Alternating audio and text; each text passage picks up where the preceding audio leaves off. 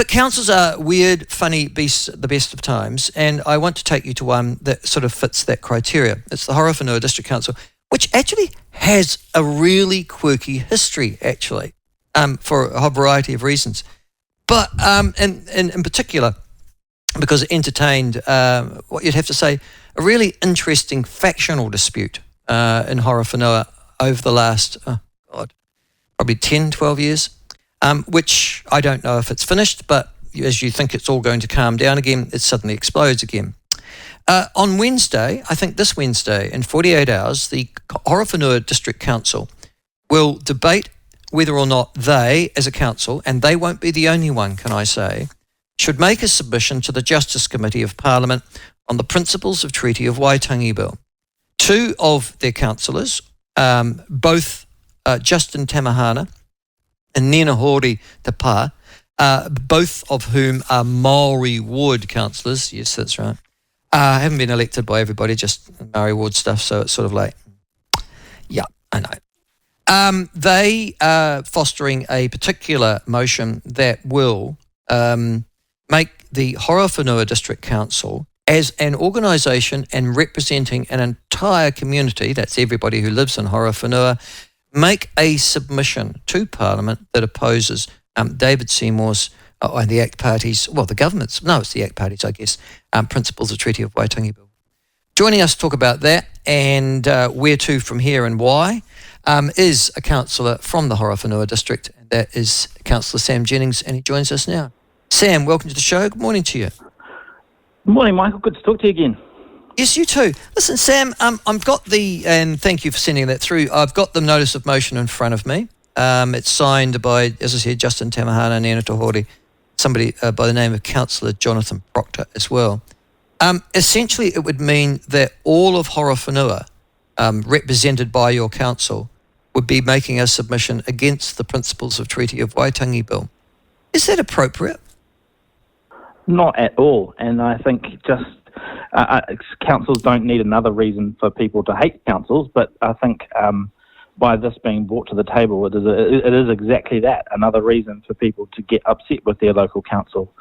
Look, this is just, it's complete madness to have something which is obviously a contentious political issue brought to the council table, where ultimately it's going to be reflective of councillors' personal political views. And so, yeah, look, there's absolutely, usually if there is an opportunity to try and get community views on a particular topic or ahead of making a decision, that's what councils do. You'll be familiar with that. There's huge amount of public consultation processes, but this notice of motion basically removes all that and means it's just a platform for particular councillors to grandstand and try and push their political ideology. I'll come to the people in a moment who are, in actual fact, pushing this, but what are your thoughts as to how the vote will go in 48 hours' time in Horowhenua? Look, I think the numbers are pretty tight. Initially, when the Chief Executive sent out an email saying, do you want to make a submission on this? The majority of people that responded said no, look, let's just leave it to individuals to make their own submission. If they want to submit along with other groups, they can do that. But I think that that's now shifted. So I do think that this is going to end up in a position where potentially there is a sort of a 7-5 split, where, yes, there's going to be more in favour of making that submission. Your mayor is a man by the name of Bernie Wandin. Is it a man? I assume it's a man. Yes, it is. And I note that you were runner-up to him in the mayoralty elections 2 years ago. Is Bernie Wandin likely to be supporting this as the mayor? No, look, I don't think so, but obviously can't speak for him, but I think that Bernie's often been a person of common sense, and I think in this type of situation where it clearly is a national conversation, it's a national level debate.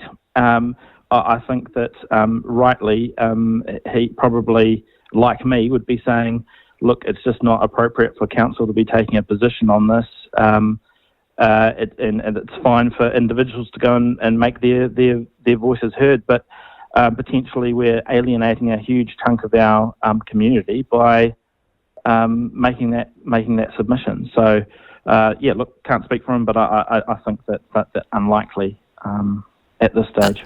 You were the top polling councillor at the last election. You received more votes than anybody else. Yes, I think I've got that right. Yep, you did.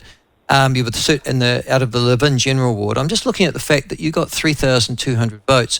And then when I go to the Horowhenua Maori Ward that had 2 vacancies, the top polling candidate got 579, Nina Horowhenua, and then Justice Tamahana got 415. It does seem the tail's wagging the dog a bit on this issue, doesn't it?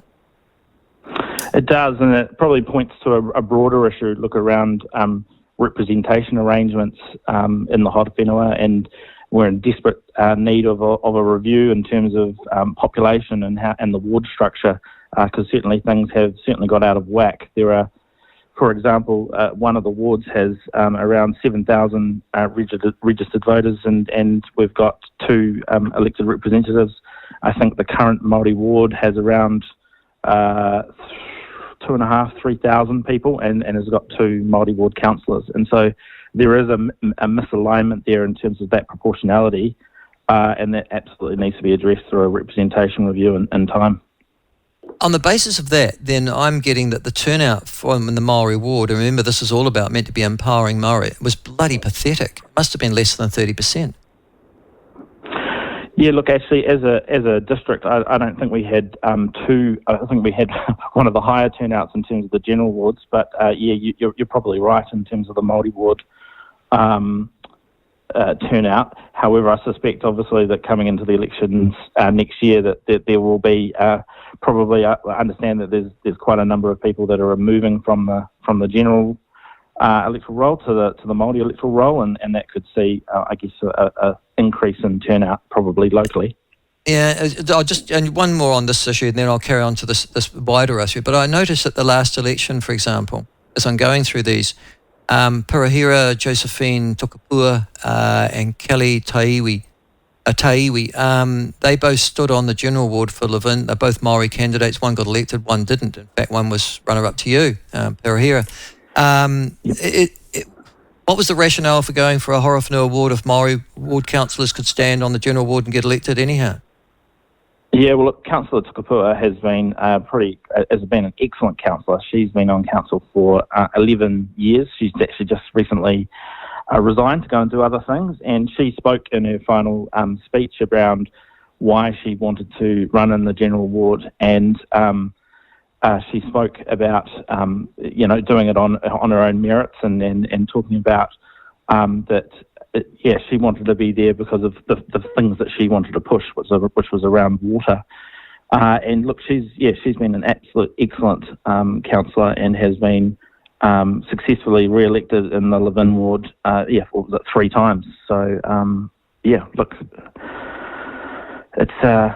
Yes, I think that if you've got that profile and people believe in what you're advocating for, then it clearly shows that you can be elected and re-elected if people have that trust and confidence in you. The other thing going now back to the Horowhenua submission, and if this goes past, you can imagine that it actually will be precedent setting across councils in New Zealand. But I'm really intrigued though. The movement has come from those 2 Maori ward councillors, and in part the argument is that the bill itself undermines the Horowhenua District Council's relationship with iwi, not so much Maori, but with iwi, in your particular locality, were it to be sustained. In other words, you might argue that the Maori ward councillors are using a privileged position of supporting iwi over the general concerns of the council at part, and expecting the rest of the council to fall into lockstep with them on their particular political view on this. Is that the way you see it as well?